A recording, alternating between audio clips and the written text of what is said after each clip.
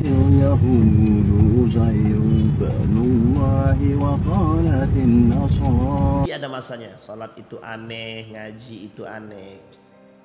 Kita lihat ya, dulu di mana-mana orang ngaji. Sekarang kalau ada misalkan bapak ibu sedang duduk di depan, tiba-tiba bapak ibu baca Quran, datang orang, wow, sedang baca Quran, divideokan, di tengah kesibukannya yang padat dia baca Quran, adalah satu keajaiban. Apanya yang ajaib? Saya tanya bapak ibu, umat muslim baca Quran itu yang ajaibnya apa? Wajib. Umat muslim baca Quran kok dibilang ajaib, itu kan aneh. Itu yang saya maksud. Wih, nggak pernah sholat tiba-tiba sholat misalnya. Sebenarnya nggak aneh bapak ibu, nggak aneh.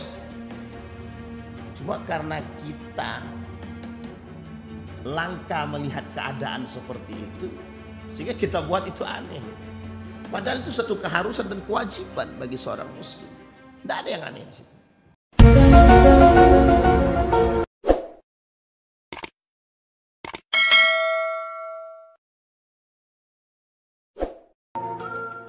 A'udzu billahi minasyaitonir rajim. Bismillahirrahmanirrahim.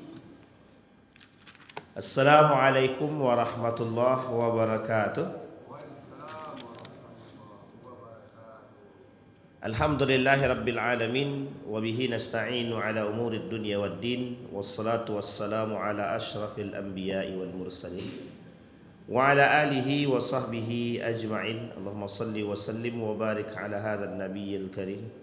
Allahumma salli ala Muhammad wa ala ali Muhammad fil alamin innaka Hamidum Majid. Ya ayuhan nasu ittaqu rabbakum alladzi khalaqakum min nafsin wahidah wa khalaqa minha zawjaha wa batha minhuma rijalan katsiran wa nisaa'a wattaqullaha alladzi tasaaluna bihi wal arham innallaha kana 'alaikum raqiba. Puji syukur kehadirat Allah dengan mengucapkan alhamdulillah rabbil alamin. Bersalawat kepada Nabi dengan mengucapkan Allahumma salli ala Muhammad wa ala ali Muhammad fil alamin innaka Hamidum Majid. Bapak Ibu sekalian yang berbahagia, bermunajat kita kepada Allah, berharap kita kepada Allah dan berdoa kepada Allah, mudah-mudahan kita termasuk golongan orang-orang yang mendapatkan tempat terbaik di sisinya. Allah kemudian menerima kita, Allah cinta kita dan kita mencintainya, dan insya Allah kita mendapatkan keberkahan. Allah berkahi, Allah sehatkan, Allah kuatkan kita semua. Terus kita berdoa untuk kedua orang tua kita, baik yang telah mendahului, Allah tempatkan di tempat terbaik di sisinya, Allah terima amal ibadahnya, Allah kumpulkan bersama orang-orang yang saleh. Begitu juga untuk orang tua kita yang masih hidup, Allah sehatkan, Allah kuatkan, insya Allah husnul khatimah. Untuk guru-guru kita yang dulu pernah mengajar kita, baik satu ilmu ataupun dua ilmu, semoga Allah memberikan keberkahan kepada mereka. Semoga ilmu yang kita dapat selalu mengalir kepada mereka pahalanya, dan insya Allah kita termasuk orang-orang yang dikumpulkan bersama orang-orang yang saleh. Amin ya rabbal alamin. Bapak Ibu sekalian yang berbahagia, di subuh hari ini kita coba mengkaji satu ayat dalam Al-Quran yang pagi ini kita mencoba belajar bersama bagaimana seharusnya kita umat ini berada pada posisi seperti apa di dalam keadaan yang memang kita sendiri bingung. Beberapa hari ini Bapak Ibu sekalian yang berbahagia, saya sering duduk sendiri sambil mikir, sering kadang-kadang nggak tahu ini dunia mau dibawa kemana gitu. Kadang-kadang saya sendiri mikir, dengan kekacauan yang sedemikian hebohnya, dengan keadaan yang sedemikian rumitnya, kadang saya berpikir mau dibawa kemana. Tapi lagi-lagi kita yang lemah ini bisa apa gitu. Dalam arti kata lemah itu kita tak mampu menampung semua persoalan dunia ini, tak mampu kita tampung. Makanya kita mengatakan manusia yang lemah seperti kita ini bisa apa? Ini kalau bisa Bapak Ibu nih, Ya kan ini kan kalau, tapi nggak boleh berkalau-kalau tuh kita nggak boleh juga gitu. Kita angkat dunia nih, kita buang, begitulah istilahnya. Tapi kan nggak bisa gitu. Tapi kan kita nggak bisa. Sampai saya baca beberapa kitab-kitab, saya coba belajar bagaimana posisi umat muslim seharusnya dan seperti apa di akhir zaman ini. Ternyata memang ada beberapa hal. Yang pertama, kata Nabi, memang umat muslim di akhir zaman itu ujiannya berat sangat. Lebih berat ketika masuk pertama kali Islam itu. Kemudian saya pelajari apa beratnya hidup menjadi seorang muslim di akhir zaman itu. Ternyata berhadapan dengan fitnah yang dahsyat sekali. Dahsyat fitnah. Kan Bapak Ibu merasakan gitu. Yang kita rasakan sekarang dahsyat. Kita tidak perlu keluar jauh ya. Kita masuk ke Riau ini aja. Begitu keadaannya. Saya bilang sampai kadang mikir, ya Allah. Hukum berat sebelah. Perzinahan di mana-mana. Para alim yang saling bertikai. Para pembenci persatuan. Orang-orang yang tidak menyukai perdamaian. Khamar di mana-mana. Ya Allah ya Rabbi, kezaliman begitu nyata. Apa dari perkataan Nabi yang tidak terbukti? Tidak ada Pak. Tidak ada sama sekali. Semua terbukti. Maka kata Nabi, berat sangat hidup di akhir zaman itu. Makanya para sahabat itu berdoa, dia meminta kepada Allah untuk dimatikan sebelum bertemu dengan masa itu. Dan masa itu adalah masa sekarang. Dan saya teringat dengan hadis Nabi, kata Nabi tidak akan muncul Dajjal itu sebelum sirarukum itu jelas. Jadi tidak akan terjadi, tidak akan datang Dajjal itu sampai kejahatan itu merajalela. Dan saya melihat pertumbuhan kriminalitas itu semakin jelas gitu Pak. Jadi rasa takut yang ada dalam diri kita nih, rasa kekhawatiran yang selalu kita pikirkan itu hari ini itu ada. Saya tidak tahu apakah maksud daripada kekhawatiran itu adalah ciri orang yang beriman, ciri orang yang cerdas atau apa, saya tidak tahu. Tapi yang jelas, keadaan yang menakutkan yang kemudian Allah hantarkan kepada kita hari ini sebagai bentuk daripada manusia akhir zaman itu nyata. Itu yang pertama. Jadi keadaan kita. Yang kedua, bagaimana posisi umat muslim ketika itu. Disampaikan Nabi. Mereka berada di antara makhafatain. Berada dalam dua kondisi. Di antara dua kondisi. Di tengah-tengah. Artinya manusia, orang-orang muslim ketika itu berada dalam posisi yang berat. Berbuat baik salah, berbuat buruk salah. Kalau dia menentang keburukan, dia bermasalah. Kalau dia melakukan kebaikan, dia bermasalah. Bapak Ibu merasakan nggak begitu? Jadi orang jujur salah, jadi orang tak jujur salah. Gitu. Contohnya, misal ada salah seorang di antara kita dijebak untuk menjadi koruptor. Tidak koruptor salah. Koruptor salah. Tidak korupsi kita dijebak jadi dianggap korupsi. Coba bayangkan. Padahal kita nggak korupsi. Artinya mau untuk tidak korupsi. Tapi kita dijebak korupsi. Mau kita korupsi.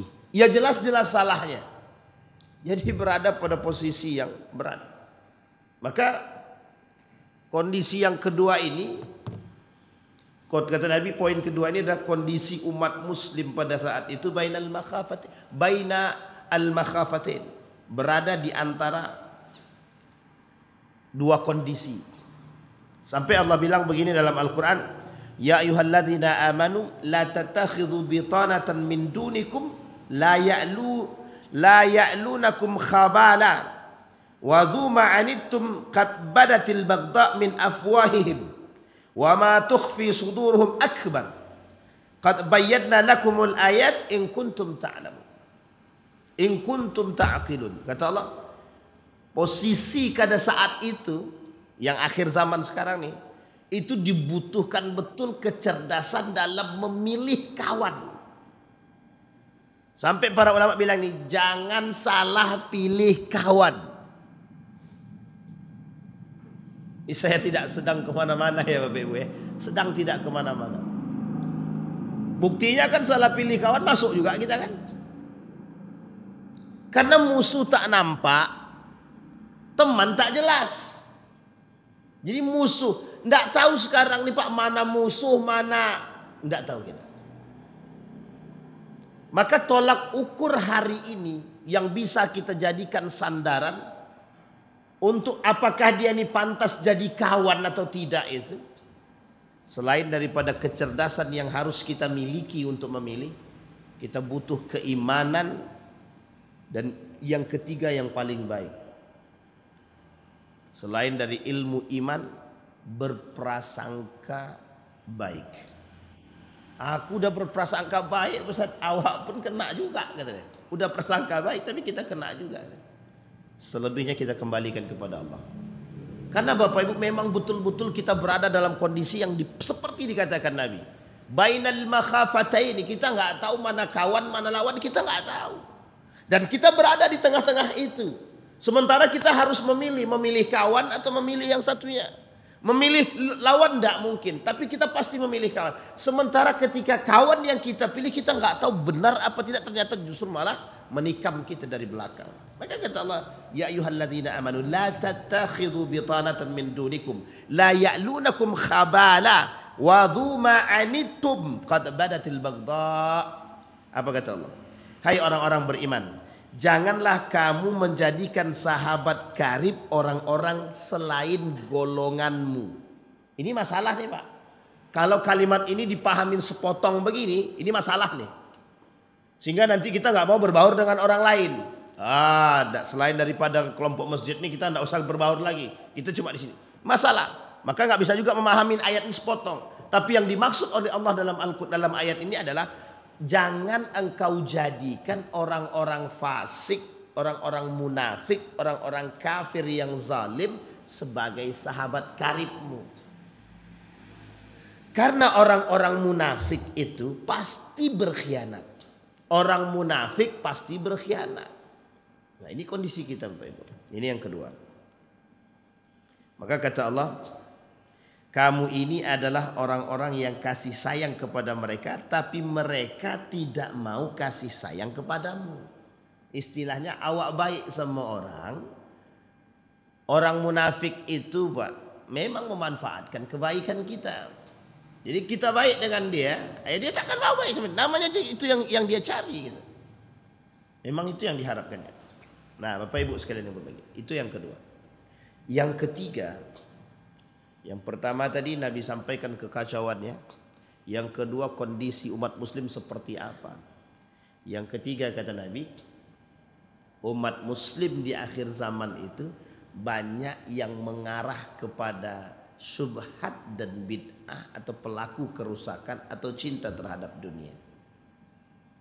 Kata Nabi, umat muslim di akhir zaman itu banyak mengikuti syahwat. Yang ketiga, Nabi sampaikan Pak kepada kita. Sekarang Bapak Ibu boleh cek mayoritas umat muslim, mayoritas. Sampai kita bisa membahasakan muslim banyak, mukmin sedikit. Mukmin banyak, muhsin lebih sedikit. Jadi urutannya muslim. Apa semua umat muslim itu sholat? Apa semua umat muslim itu sholat? Kalau semua umat muslim itu sholat, masjid kita penuh. Lebih ramai mana? Kafe di samping daripada masjid yang ada di sini. Itu nyata. Mau tahu lebih nyata lagi, di depan Masjid Pancasila. Kan jelas banget itu. Sampingnya masjid. Ramai pula yang di depannya daripada di masjid itu lagi. Masjid TNI itu Pak. Itu kalau sempat pas lagi azan hidup, coba bayangkan itu. Harusnya kan begitu. Tapi itu tadi, muslim banyak, mukminnya sedikit. Mukmin sedikit. Kayak yang ketiga tadi, banyak umat muslim itu mereka hidup dengan syahwatnya. Mereka mendekati kepada syahwatnya. Bahkan lebih parah lagi kata Nabi, mereka mempertuhankan syahwat itu kata Allah. Itu yang ketiga. Yang keempat, itu baginda Nabi Muhammad SAW. Yang keempat itu, umat muslim mau tidak mau akan menjadi orang aneh di tengah kekacauan tersebut. Artinya regulasi agama, poin-poin agama, pilar-pilar agama itu akan menjadi aneh justru di telinga umat muslim itu sendiri. Itu poin keempat. Artinya Bapak Ibu, salat itu nanti ada masanya. Salat itu aneh, ngaji itu aneh. Kita lihat ya. Dulu di mana-mana orang ngaji. Sekarang kalau ada misalkan Bapak Ibu sedang duduk di depan, tiba-tiba Bapak Ibu baca Quran. Datang orang. Wow. Sedang baca Quran, divideokan. Di tengah kesibukannya yang padat, dia baca Quran. Adalah satu keajaiban. Apanya yang ajaib? Saya tanya Bapak Ibu, umat muslim baca Quran itu yang ajaibnya apa? Wajib. Umat muslim baca Quran kok dibilang ajaib, itu kan aneh. Itu yang saya maksud. Wih, nggak pernah sholat tiba-tiba sholat misalkan. Sebenarnya nggak aneh Bapak Ibu, nggak aneh. Cuma karena kita langka melihat keadaan seperti itu, sehingga kita buat itu aneh gitu. Padahal itu satu keharusan dan kewajiban bagi seorang muslim. Tidak ada yang aneh di situ. Yang keempat. Sekarang kita masuk poin selanjutnya. Nah, kata Nabi, kondisi umat muslim di akhir zaman kalau tidak betul-betul berpegang dengan tali agama sekuat tenaga, maka kata Nabi, kerahkan tenagamu sekuat mungkin untuk memegang tali agama ini, jangan sampai lepas. Sekalipun engkau memegangnya satu tangan, usahakan tangan ini untuk menarik yang lain. Nah, begitulah bahasanya Pak. Padahal muslim, tapi kita harus memegang tali itu lebih erat. Kalau bahasa kita seharusnya, kalaulah semua yang ada dalam masjid ini saudara kita semua, kita nggak perlu khawatir. Nggak perlu kita khawatir Pak. Tapi kita nggak tahu di antara sekian banyak saudara semua ini, betul nggak mereka saudara kita. Sehingga kekhawatiran kita dengan kejadian yang ditampakkan dari karakter-karakter mereka yang ada itu, kekhawatiran kita tinggi. Sampai kita bilang ilustrasinya begini. Ibu, tolong jangan tinggalkan aku. Aku takut. Kata ibunya, nggak usah takut nak, di dalam ini kan abang-abangmu semua. Kata anak, aku takut ibu, kata dia. Di dalam rumah ini abang-abangmu semua, nak, kakak-kakakmu. Ibu ini nggak tahu kalau selama ini anak ini sering dipukulin sama abangnya, sering dihazab sama kakaknya, sehingga kan ada kekhawatiran dan rasa takut, trauma yang besar. Nah, begitulah kondisi kita di akhir zaman tuh Pak. Bagi yang sadar itu. Sehingga kita megang tangan ibu ketika mau ditinggalkan itu berat betul. Memang betul-betul kita pegang. Itu bahasanya Pak. Sehingga kekhawatiran dan ketakutan itu betul-betul terasa. Itu yang saya rasakan. Maka akhir-akhir ini cukup ada waktu untuk bisa merenung. Sampai saya mikir, kok begini betul lah keadaan ini. Tapi ada kuncinya nanti di akhir nih, Pak Ibu. Saya sampaikan di poin selanjutnya. Kata Nabi, pegang yang erat, pegang yang erat. Karena seerat-eratnya peganganmu, sekencang akan datang yang lebih kencang angin tersebut untuk menerpa dirimu. Maka di sini poinnya, Bapak Ibu. Ketika kita dilanda musibah, misalkan banjir, ketika banjir deras, semua orang berusaha mencari pegangan sekuat tenaga. Kita ambil kasusnya, kasus Aceh, tsunami. Setiap orang mencari pegangan. Pohon yang dipegang, justru pohon itu hilang. Tiang rumah yang dipegang, justru rumah itu ambruk. Sampai di sini paham ya maksud ilustrasi ini. Pertanyaannya, apa yang akan kami pegang lagi? Rumah yang kami pegang hancur. Mobil yang kami masukkan ikut tergenang. Semua habis. Tapi unik ya ketika tsunami kemarin. Masjid. Ada orang di dalam masjid justru selamat. Nah, ini sebenarnya ingin Allah tunjukkan kepada kita semua. Kondisi itu, kalaulah yang itu tsunami bentuknya fisik, sekarang lebih dahsyat daripada fisik itu sendiri. Kita dibuat gila dengan keadaan. Maka satu-satunya pegangan yang paling bisa kita menyelamatkan kita yaitu agama memang. Ditambah orang-orang hari ini kita nggak usah beragama. Bayangkan Bapak Ibu, kita sedang beragama, datang angin besar, datang kelompok besar untuk mengatakan kepada kita nggak usah agama nggak penting, agama nggak penting. Kita sedang pegang agama. Kalau kita pegangnya cuma biasa saja megang, kita ikut arus, kita terbawa air. Angin kita ini lebih kencang Pak, sehingga kita kalau megang itu kalau bisa memang seerat mungkin, 2 tangan. Ibarat tangan kanan Al-Quran, tangan kiri ini sunnah Nabi. Jadi dua-duanya kita pegangin tuh. Karena anginmu kenceng kata dia.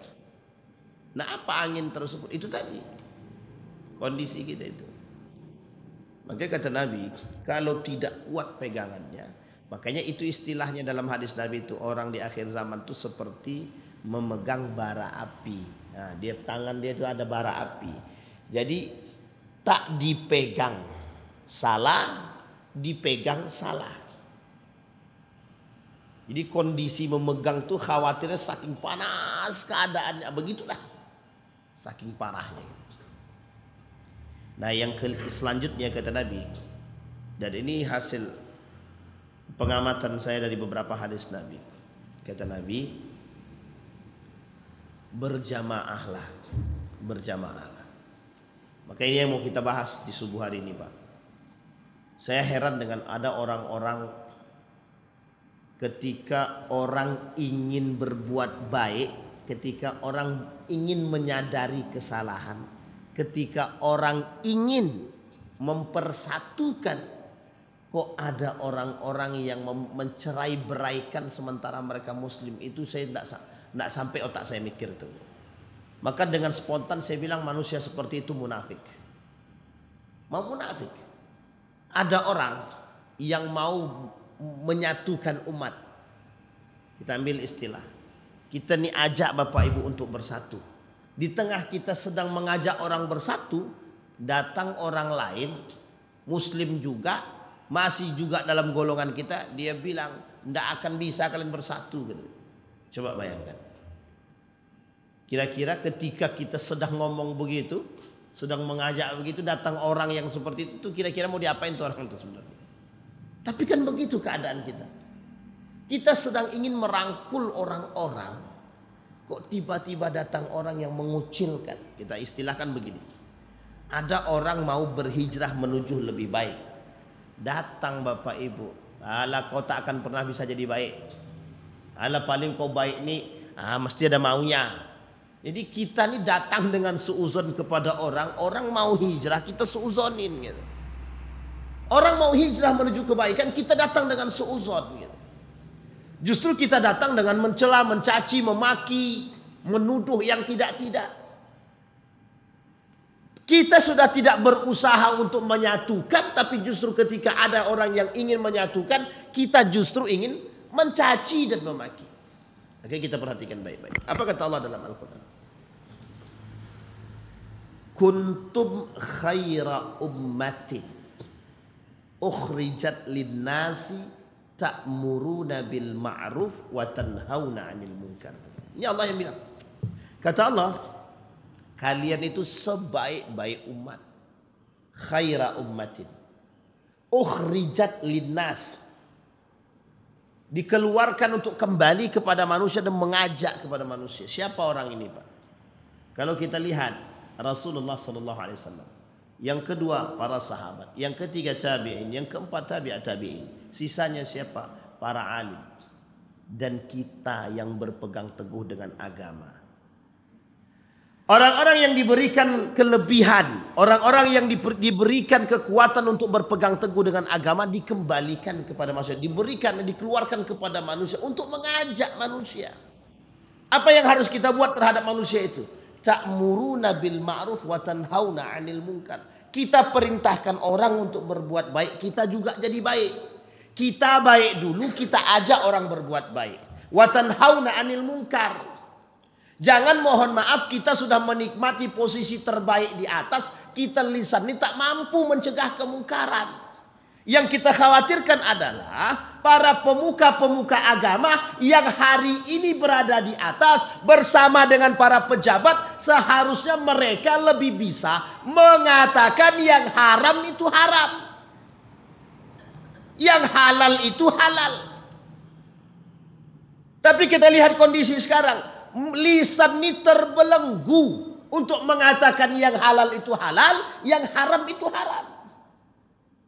Padahal kita berada di jajaran para pejabat. Kita berada di jajaran para pemangku politik. Kita tak berani untuk menyampaikan itu. Dengan alasan pelan-pelan. Pelan-pelan ente ikut. Bisa dipahami Bapak Ibu. Ini kondisi nyata Bapak Ibu. Tidak usah jauh-jauh Bapak Ibu. Kita lihat di sini sekarang. Berapa banyak orang yang berada di sekelilingin para pemangku-pemangku politik itu yang mengerti agama. Yang kita harapkan adalah mereka bisa saling komunikasi antara satu dengan yang lain, berupaya untuk menyatukan. Sementara yang di luar ini, yang di luar barisan para pemangku, yang di luar barisan para orang-orang politik, di luar barisan para pemerintah, ya mereka tetap mengedukasi masyarakat. Sehingga ketika terjalin komunikasi yang baik, kita bisa menyatukan umat. Setidaknya kita punya usaha. Bukan justru untuk saling mencaci, memaki. Sudah ada orang ingin baik, kita nggak sanggup. Sudah kita nggak sanggup berbuat untuk menuju kebaikan, justru kita mencaci maki. Justru yang paling berbahaya, yang mereka berada di atas, yang bersama dengan para pemerintah itu, para pejabat, para pemangku politik, justru mohon maaf terbelenggu. Mereka pula yang menghasut. Bisa dipahami Bapak Ibu ya. Ini kondisi kita Pak. Jangan kita yang menjadi penghasut. Kita yang harusnya kan enak. Misal kayak Ustadz Adi Hidayat sekarang berada di samping dekat dengan Pak Prabowo. Kan bagus. Pak Prabowo dibisikkan kebaikan-kebaikan. Ini itu disampaikan. Generasi 2000 sekian. Generasi emas. Persatuan. Selalu ini enak Pak. Bagus. Tapi jangan kita menjadi orang, justru kita yang menjadi tonggak perpecahan itu. Membenci sana, membenci sini. Tidak selesai Pak. Sampai kiamat namanya kebencian itu tidak akan selesai. Yang kita cari itu solusi menyatukan, bukan solusi memecahkan. Tidak pun kita cari untuk menghasut perpecahan, yang namanya perpecahan pasti terjadi. Cuma kita mencari usaha untuk menyatukan. Tidak mungkin. Sekalipun tidak mungkin, yang besar bisa kita kurangi. Dari 100 orang yang berpecah, kita punya usaha menyatukan setidaknya dapat 10 orang bersatu dan lumayan, Pak. Bu. Ini tidak. Justru dia yang di atas, dia yang dekat dengan sana, dia pula yang menghasut itu. Mereka pula yang menghasut. Itu yang menjadi masalah kita sekarang. Sehingga yang tidak dekat harusnya, karena yang tidak dekat dengan para pejabat pemerintah, ini lisan untuk sampai ke sana ada bentengnya, ada batasnya. Sementara mereka yang di atas, yang dekat dengan pemerintah, pejabat, para pemangku politik, pemain politik segala macam, lisan mereka yang harusnya bisa menyampaikan. Kita bersatu aja. Kita coba ini, coba inisiasilah. Itu yang disebut dengan khaira ummatin ukhrijat linnas. Itu yang disebut dengan sebaik-baiknya umat yang diberikan kepada manusia untuk menyatukan, mengajak kepada kebaikan, mencegah kemungkaran. Nah, kalau Anda berada di sana tapi Anda tidak bisa mencegah kemungkaran, untuk apa?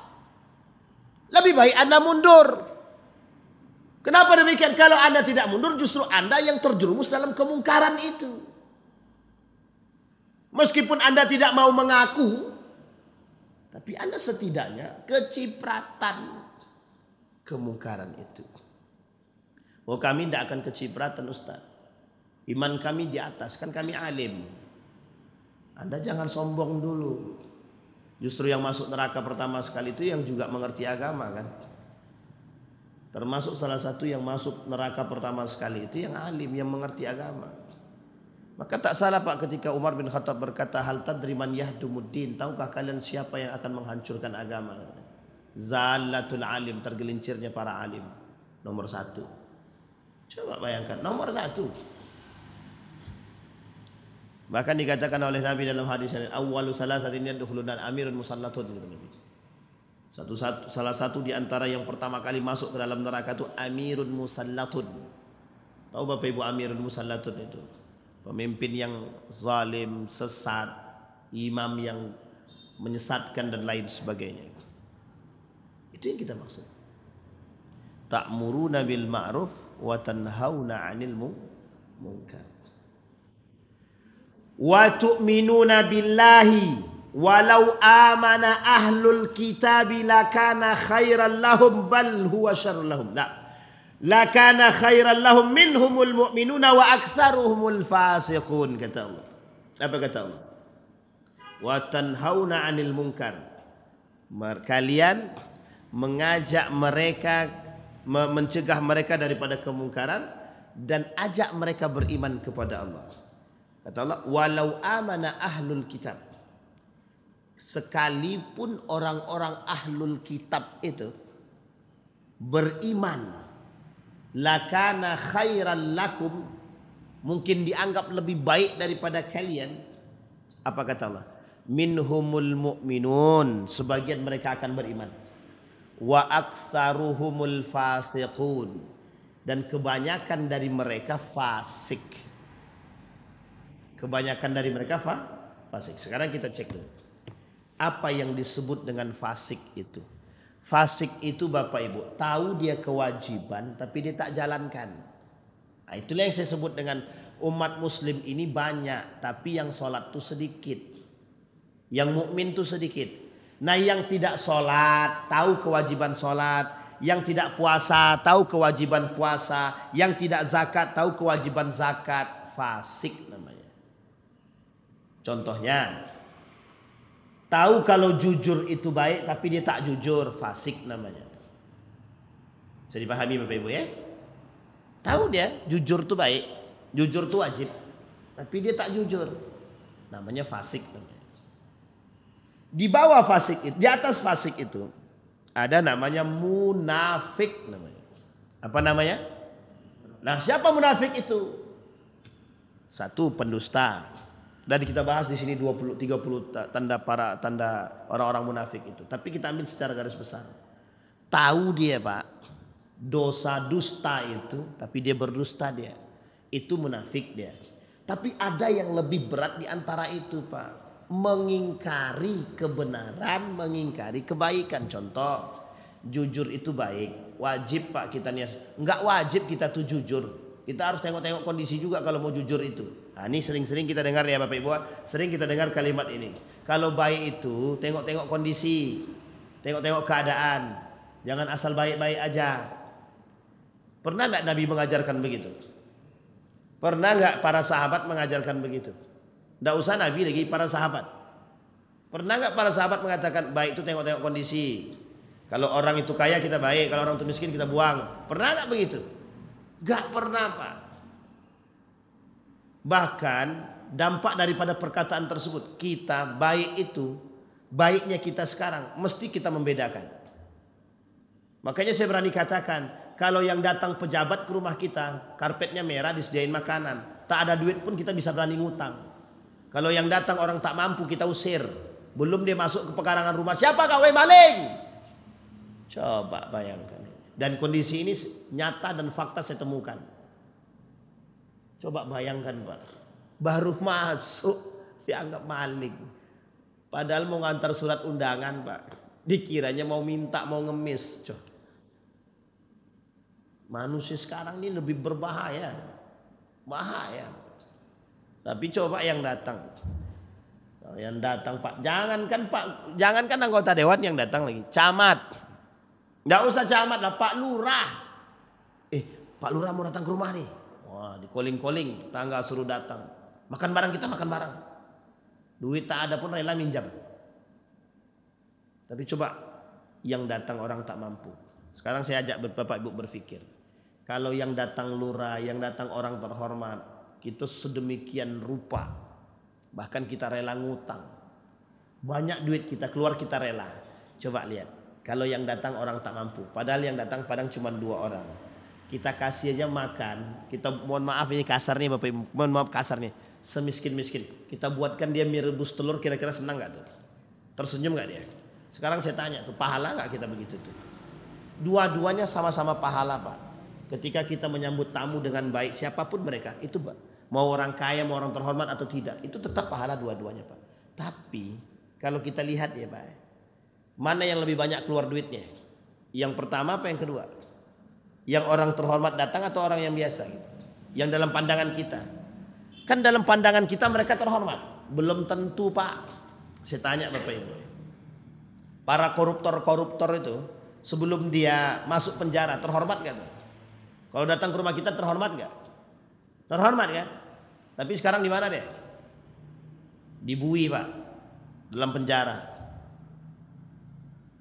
Kami dizolimi. Ya memang gara-gara ente zolim ya ente dizolimin balik. Bisa dipahami Bapak Ibu ya. Kadang begitu gitu. Kita ini manusia kadang pilih-pilih dia. Mana yang mau, artinya sederhananya begini. Manusia sekarang mana yang menguntungkan? Nah itu dia. Mana yang membuat kami terhormat?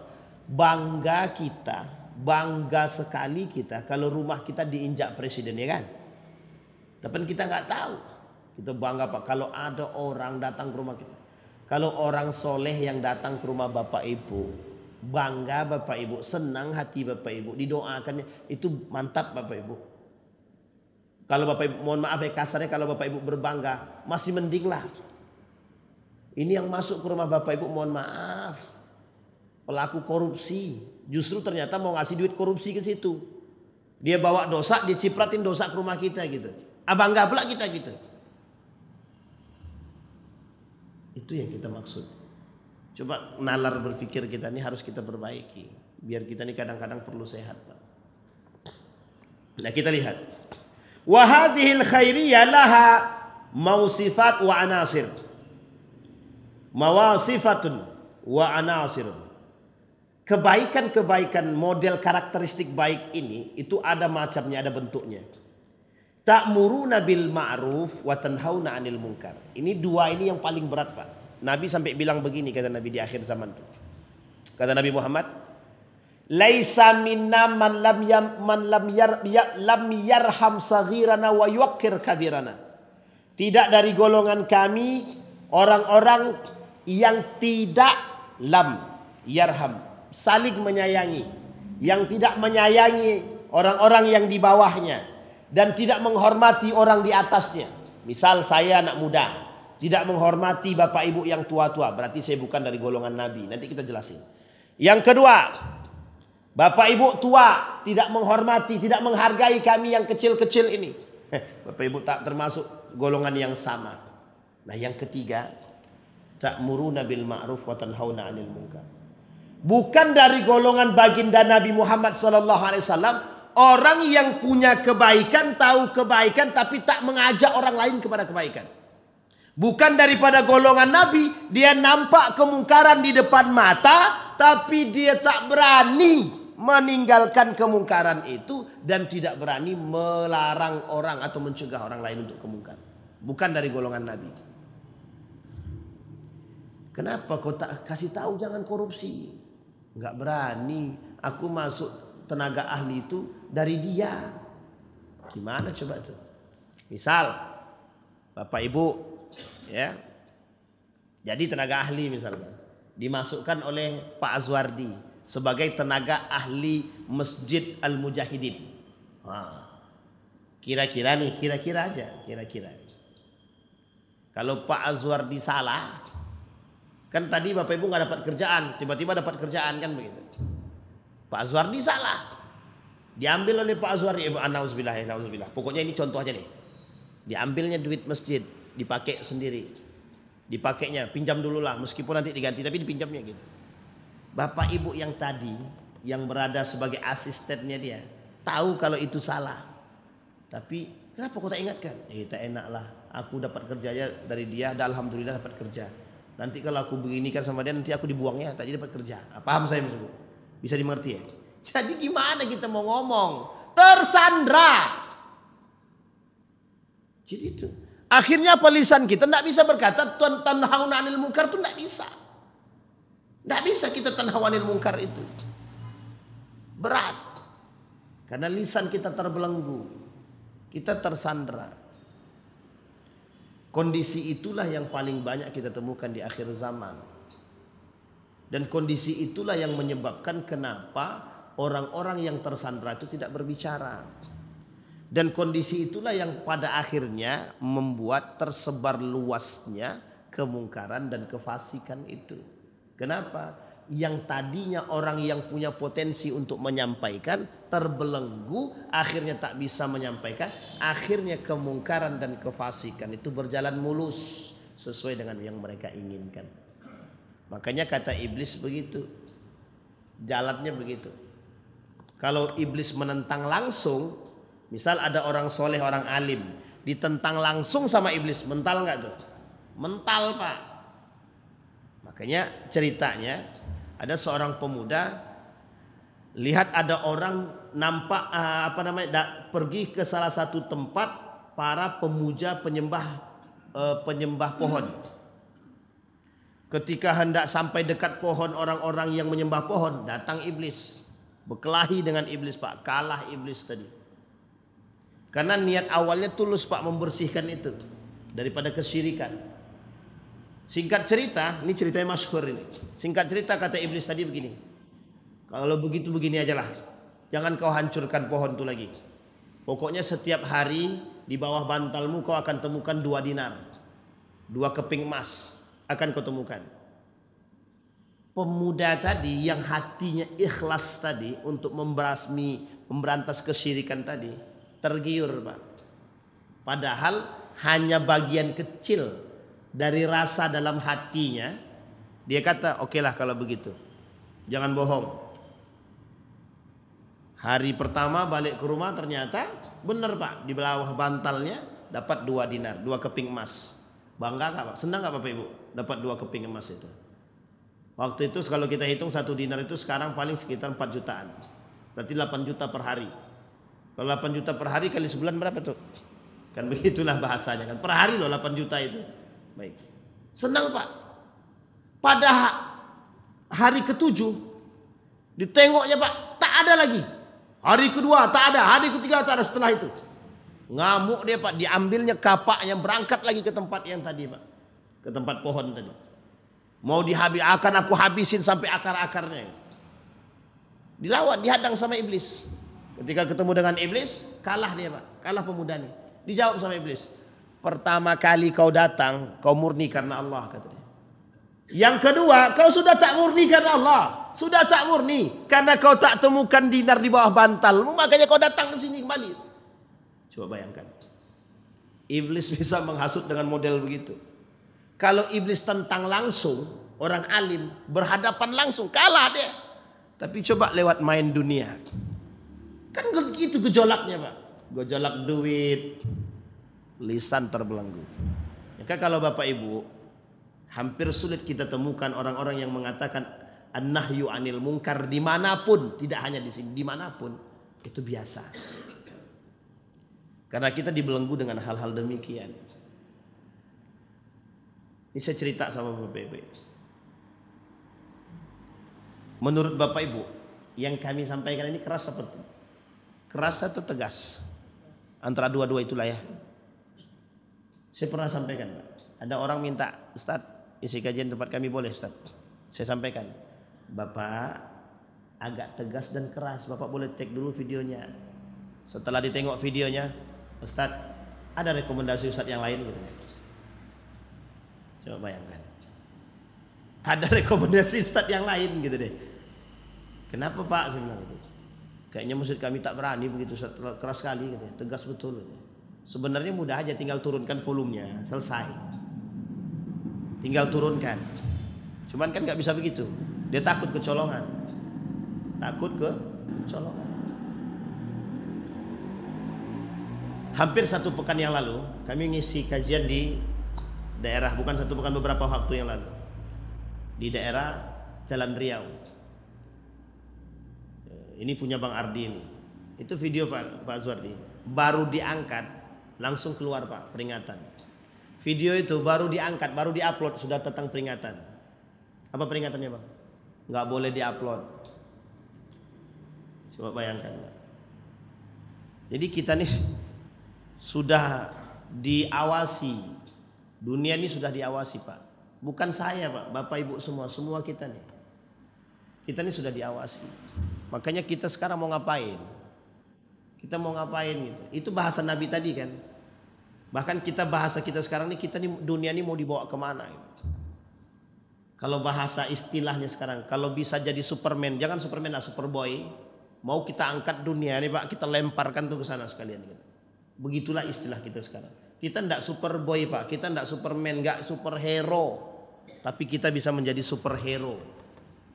Kapan kita menjadi superhero? Yang berpegang teguh dengan agama tadi. Coba bayangkan.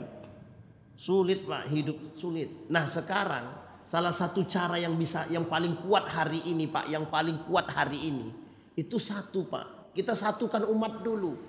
Kalau kita sudah bersatu baru kita kuat Pak. Kalau enggak kita lemah terus sampai kapanpun. Minimal Pak, minimal banget. Luar sini nggak mau bersatu, udah yang di sini aja Pak. Itu minimal Pak. Makanya kata Nabi, yang bisa orang-orang yang dikembalikan kepada manusia itu orang seperti apa? Yang teguh pendirian itu. Makanya kita kelak tuh aneh. Aneh banget. Orang lain sudah sampai, orang lain semua korupsi, kok dia aja yang nggak mau korupsi. Coba Bapak Ibu bahas sekarang tuh. Jadi orang yang nggak korupsi itu jadi aneh dia, bingung dia. Sekarang aku nih nggak korupsi, tapi kok kayak nggak punya kawan ya gitu. Paham ya Bapak Ibu ya? Aku nih nggak maling, tapi kok kayak nggak punya kawan. Karena yang satu ngajak maling kita nggak mau, yang sono ngajak maling kita nggak mau. Akhirnya kita nggak punya kawan. Kenapa? Karena kawan lain maling semua. Nah kira-kira di tengah seperti itu kita aneh nggak tuh?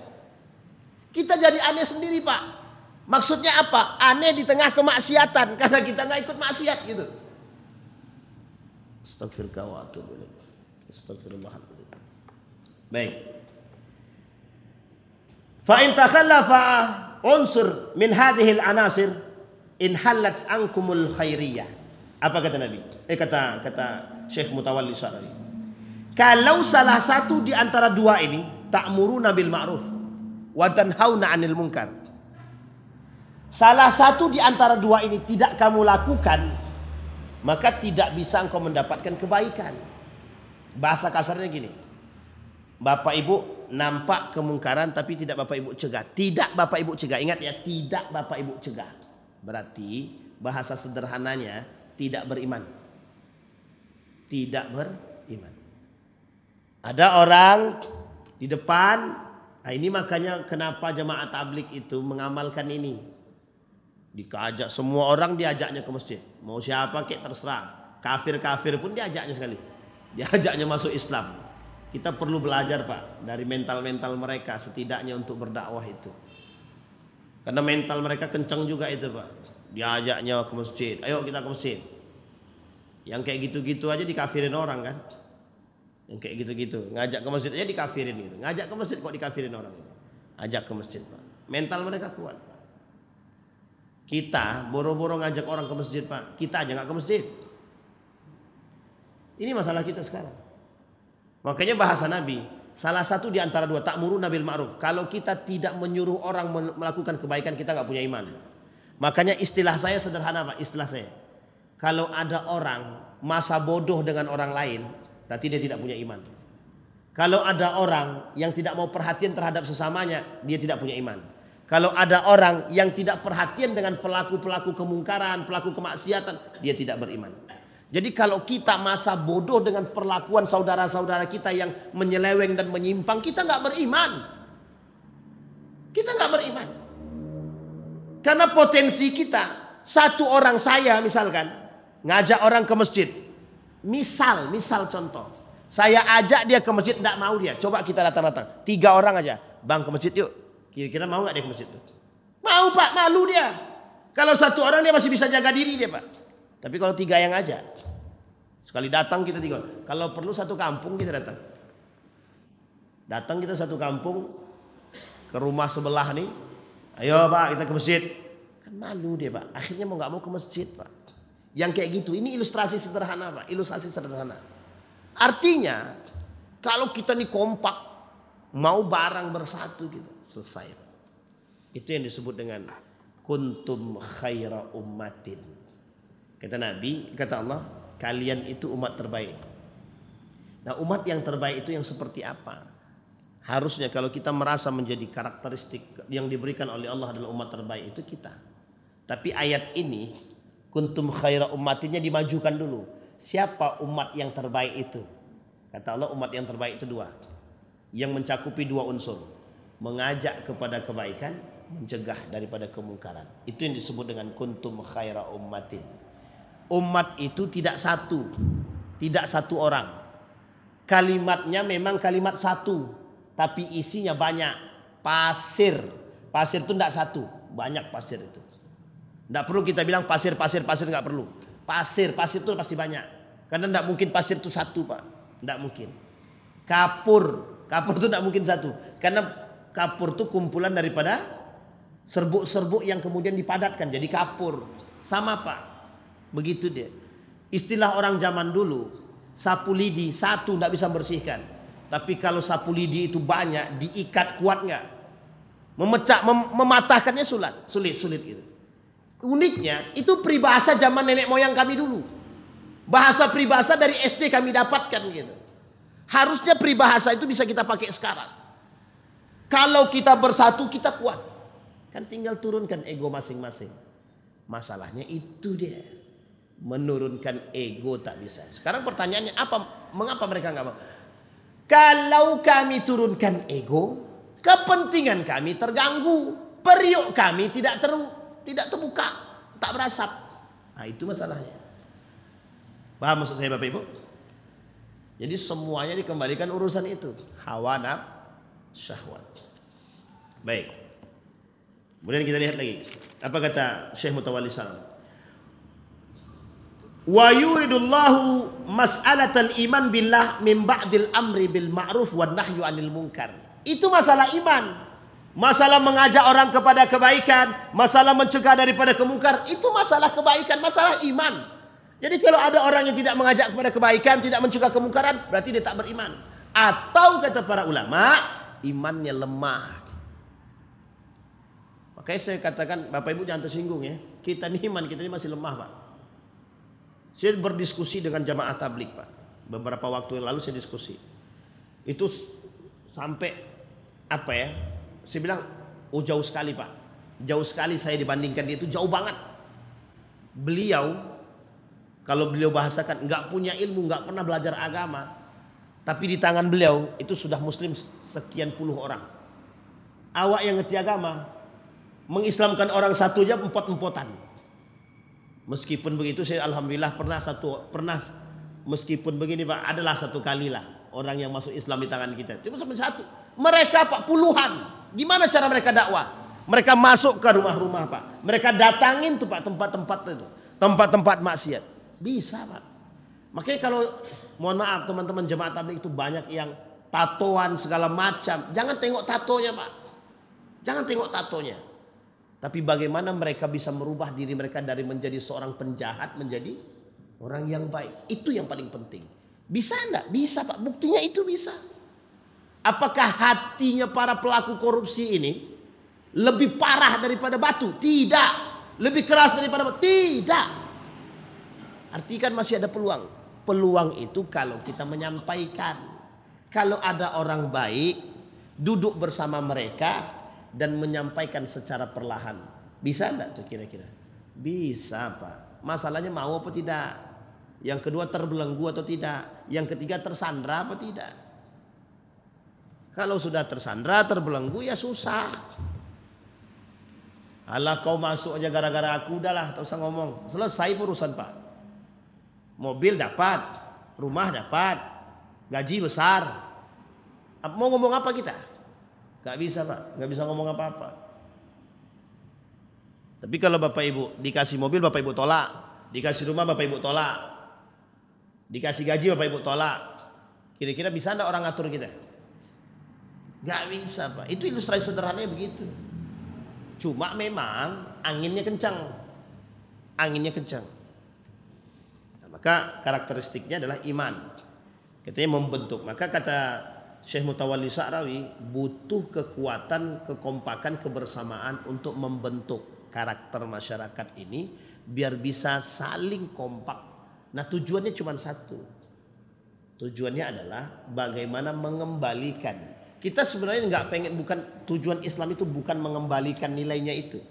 Tapi kita lebih kuat ketika kita bersama. Ketika sendiri kita tidak kuat Pak, kita nggak kuat. Saya pernah cerita dengan Ustaz Misran. Kalau kita sendiri-sendiri kata beliau, tidak bisa Wan. Kita harus bareng-bareng, sama-sama. Pejabat kerjasama dengan para alim ulama. Para alim ulama mengajak masyarakat. Para pejabat, pemimpin duduk bareng dengan para alim dan para tokoh-tokoh masyarakat. Satukan visi. Tapi jangan kebanyakan duduk capek pinggang, tak jadi gerak kita. Betul Pak. Betul itu kata Ustaz Misran, betul Pak. Benar Pak yang disampaikan itu betul. Jadi kalau kita bareng-bareng kita kira-kira kuat nggak? Kuat Pak, kuat. Jangankan doli lebih daripada doli pun bisa kita usir. Buktinya apa? Bukti nyatanya apa? Ketika pemerintah kerjasama bareng para alim ulama, yang terstruktur aja bisa kita lawan, gitu. Apalagi yang tidak. Gitu. Tapi kan lagi-lagi kita perlu bersama. Jangan kita bersama datang manusia munafik kemudian menghasut. Ini yang menjadi masalah kita. Kedengkian yang tidak pernah bisa kita hilangkan. Apa kata Nabi? Inna awwalan nas yuqda yaumal qiyamati alaihi rajulun. Nanti kata Nabi di akhir zaman itu ada orang-orang yang pertama kali masuk neraka. Yuqda yaumal qiyamah. Masuk neraka pertama kali itu, yang satu orang-orang pura-pura menjadi mujahid, pura-pura bersungguh-sungguh. Ini yang saya maksud Pak.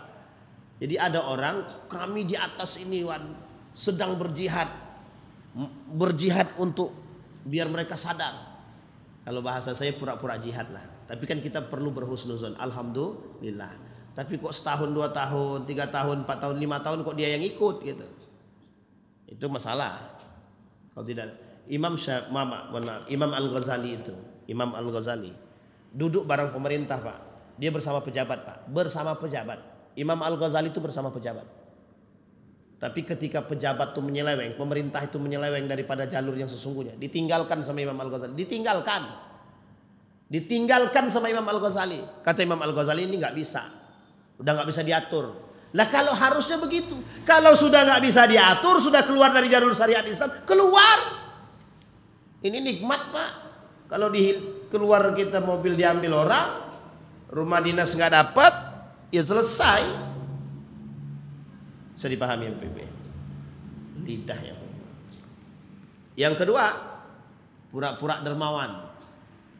Orang yang pura-pura mujahid, orang-orang yang pura-pura dermawan, orang-orang yang pura-pura berilmu. Dia bilang kami berilmu karena Allah, untuk Allah, mengajarkan Al-Quran karena Allah. Tidak, kata Allah, kalian dusta. Kami ini berjihad karena Allah, kata Allah engkau dusta. Semua dianggap dusta sama Allah. Kenapa? Karena Allah tahu hati manusia. Makanya lagi-lagi saya katakan sama Bapak Ibu semua, kita tidak punya kepentingan selain daripada iman. Tidak punya.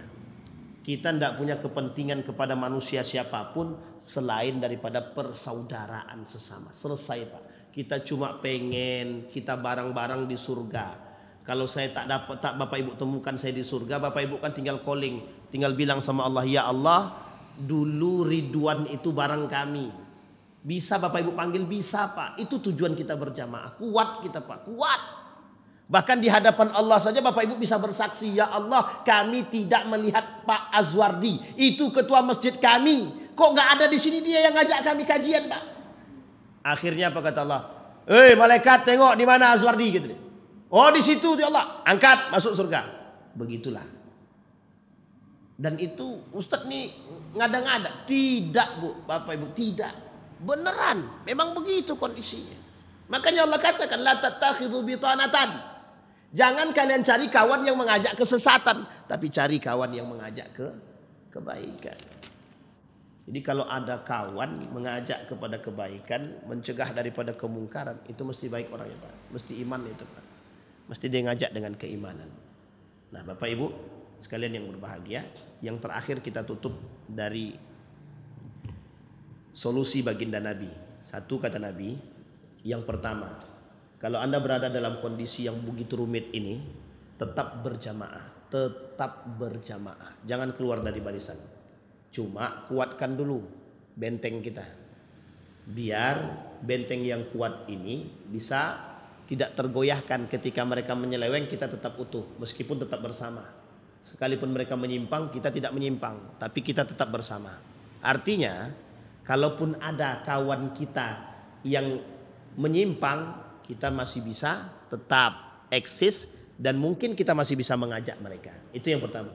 Yang kedua kata Nabi, kalau memang Anda tak sanggup juga terpecah daripada kelompok, maka beruzlahlah kalau Anda tak sanggup. Kalau tidak sanggup Pak, beruzlahlah. Artinya menyendirilah. Menyendiri itu bagaimana maksudnya Ustaz? Menyendiri maksudnya adalah sendiri atau tidak usah terlalu berbaur dengan siapapun, cukup lakukan yang terbaik yang bisa kita mampu kita lakukan. Itu yang dimaksud.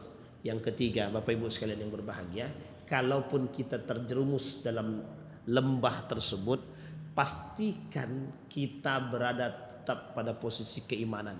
Biar sekalipun kita mati kita tetap dalam kondisi beriman. Itu yang paling penting. Contoh, semua lautan para koruptor, Bapak Ibu cuma sendiri. Keluar tak bisa, pergi tak bisa, di dalam salah. Tetap pastikan diri itu beriman. Meskipun dalam keadaan itu Bapak Ibu mati dalam kondisi beriman. Mulia apa tak mulia? Itu yang kita coba hari ini. Kita usahakan dulu melawan kemungkaran itu. Kalau sudah kita tak sanggup melawan kemungkaran itu, insya Allah matikan kita dalam keadaan yang bisa kita pertanggungjawabkan di hadapan Allah. Amin ya rabbal alamin. Kita berdoa kepada Allah, mudah-mudahan apa yang kita sampaikan Allah kabulkan, apa yang kita sampaikan Allah berikan, Allah berkahi, Allah kuatkan, Allah sehatkan kita semua. Insya Allah kita termasuk golongan orang-orang yang husnul khatimah. A'udzubillahi minasyaitonir rajim. Bismillahirrahmanirrahim. Hamdal syakirin, hamdan naimin, hamdan yuwafi ni'amahu wa yukafi'u mazidah. Ya Rabbana lakal hamdu kama yanbaghi li jalali wajhikal karim wa 'azimi sultanik. Allahumma salli ala Muhammad wa ala ali Muhammad. Allahumma faqihna fid din wa alimna ta'wil. اللهم انصر من نصر الدين واخذل من خذل المسلمين اللهم أرنا الحق حقا وارزقنا اتباعه وأرنا الباطل باطلا وارزقنا اجتنابه اللهم انفعنا بما علمتنا وارزقنا علوما تنفعنا في الدين والدنيا والآخرة اللهم انصر من نصر الدين واخذل من خذل المسلمين اللهم انصر إخواننا المجاهدين في فلسطين وفي غزة وفي كل مكان اللهم دمر اليهود اللهم دمر اليهود اللهم اغفر لهم وارحمهم وعافهم واعف عنهم واكرم نزولهم ووسع مدخلهم واجعل الجنة مثواهم ربنا آتنا في الدنيا حسنة وفي الآخرة حسنة وقنا عذاب النار والحمد لله رب العالمين السلام عليكم ورحمة الله وبركاته.